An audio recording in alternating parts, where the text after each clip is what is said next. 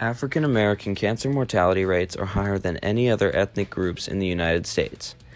African Americans have a 20% higher risk of death to cancer when compared to white Americans. The National Cancer Institute has concluded that these numbers are even closer to 25%.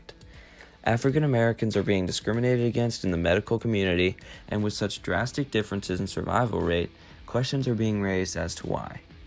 This documentary serves to delve into this research and raise awareness for this life-changing issue. Breast cancer mortality is more than 40% higher for African American women in the United States than Caucasian women. African American women are diagnosed with breast cancer less often than Caucasian women, but are more likely to die from the disease.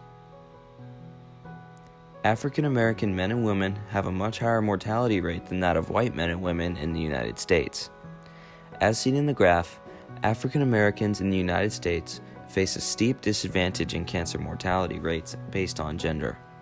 This fact can partially be attributed to barriers that prevent African Americans from accessing higher quality health insurance in the United States.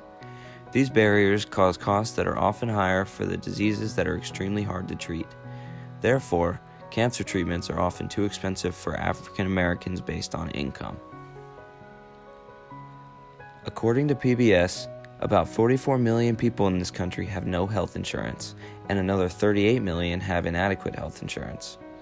This means that in the year 2000, nearly one-third of Americans either had no health care at all or inadequate health care. For all people, health care is arguably a basic human need. For many, it is access to medical care that would otherwise not be affordable. Chemotherapy and radiation are the most effective way to fight back against the cancer medical technology has discovered so far. According to WebMD, chemotherapy works by targeting cells that grow and divide quickly, as cancer cells do. Unlike radiation or surgery, which target specific areas, chemo can work throughout your body, but it can also affect some fast-growing healthy cells, like those of the skin, hair, and the intestines. That's what causes some of the side effects from the treatment. That Black Americans have one of the highest incidences of prostate cancer in the world. And in this country, the incidence is about 35% higher than for American Caucasian men. But the mortality is twofold higher and has remained so over many years. The researchers don't know exactly why. It is suggested maybe our diet, maybe our stress level. Some have even suggested that our testosterone runs higher. We really don't know.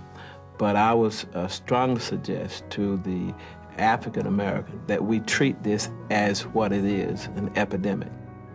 My introduction to prostate cancer started with the death of my 46-year-old brother from cancer, then my dad 4 months later. And then I was told by doctors that I should be checked. But being ignorant to prostate cancer, and not knowing what it was, that was my first ever screening at age 50. The same month that my dad passed away and came up positive. And I got this wonderful idea. Why don't I just go around and spread this word? Welcome to it, man. This is our report in our scientific retreat. I saw the need for help in the underserved, and that although we're so disproportionately affected by prostate cancer, it's not always because we're not screened. The reason is because we just plain old cannot afford it. And if you're not feeling any pain, we tend to not go to the doctors.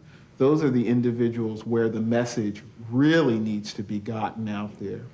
And interestingly enough, there are a number of free screening programs, I would bet, in every city.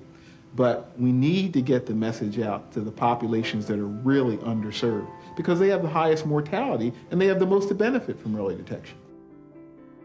When viewing differences in cancer mortality rates, it is important to note that income plays a significant role in the quality of medical care that a patient can afford.